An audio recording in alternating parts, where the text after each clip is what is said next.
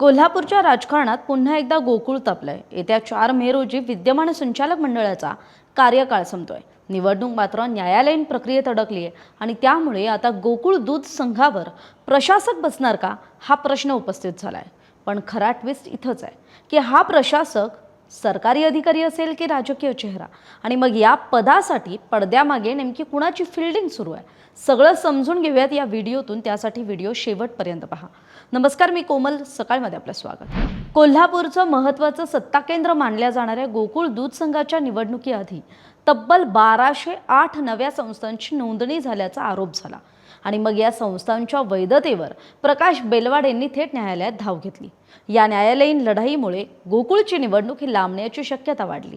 दरम्यान राज्य सरकारच्या नव्या अधिसूचनेनुसार अ वर्ग संस्थेच्या संचालकांची मुदत संपताच त्याच दिवशी प्रशासक नियुक्त करण्याची प्रक्रिया होणार आहे। त्यामुळे 4 मे नंतर गोकुळवर प्रशासक येण्याची दाट शक्यता आहे आणि मग ही शक्यता जवळपास निश्चितही मानली जाते।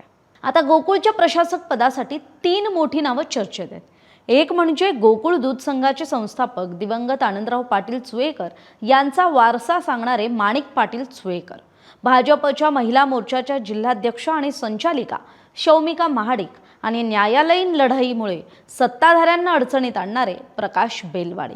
गोकुळने निवडणुकीच्या तोंडावर जवळपास 1208 नव्या संस्था नोंदवल्या। या संस्था बेकायदेशीर नोंदवल्याचा आरोप करत त्या विरोधात प्रकाश बेलवाडेंनी थेट न्यायालयात आव्हान दिलं। त्यावरील सुनावणी आणि अंतिम निर्णय अजूनही प्रलंबित आहे। या सर्व न्यायालयीन प्रक्रियेमुळे गोकुळची निवडणूक लांबण्याची शक्यता आहे। परिणामी गोकुळवर कोणत्याही परिस्थितीत प्रशासक नियुक्त होणार हे आता जवळपास निश्चित मानलं जात आहे आणि नेमकी हीच संधी साधून प्रशासक होण्यासाठी काहींनी प्रयत्न सुरू केलेत। संघाचे संस्थापक दिवंगत आनंदराव पाटील चुएकर यांचा वारसा सांगत माणिक पाटील चुएकर हे पदाच्या स्पर्धेत उतरलेत।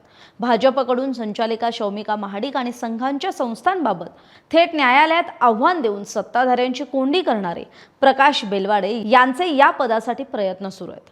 त्यामुळे गोकुळवरील सत्ता ही केवळ दूध संघापुरती मर्यादित न राहता कोल्हापूरच्या राजकीय समीकरणांना सुद्धा नवं वळण देऊ शकते। मे महिन्यात गोकुळचं राजकारण आणखी तापण्याची चिन्ह आहेत। त्यामुळे गोकुळवर प्रशासक कुणाचा, सरकारी की राजकीय व्यक्ती, आणि या निर्णयातून कोल्हापूरच्या सत्ता समीकरणात काय बदल होणार हे पाहणं महत्त्वाचं ठरणार आहे। तरी आपल्याला याविषयी काय वाटतंय, आपली मतं कमेंट करून जरूर सांगा। महाराष्ट्रातील सर्व बातम्यांचे विश्वासार्ह व्यासपीठ, सकाळच्या सर्व सोशल मीडिया प्लॅटफॉर्मला लाईक, फॉलो आणि सबस्क्राईब करा। तसंच सर्व नोटिफिकेशनसाठी बेल आयकॉन प्रेस करायला विसरू नका।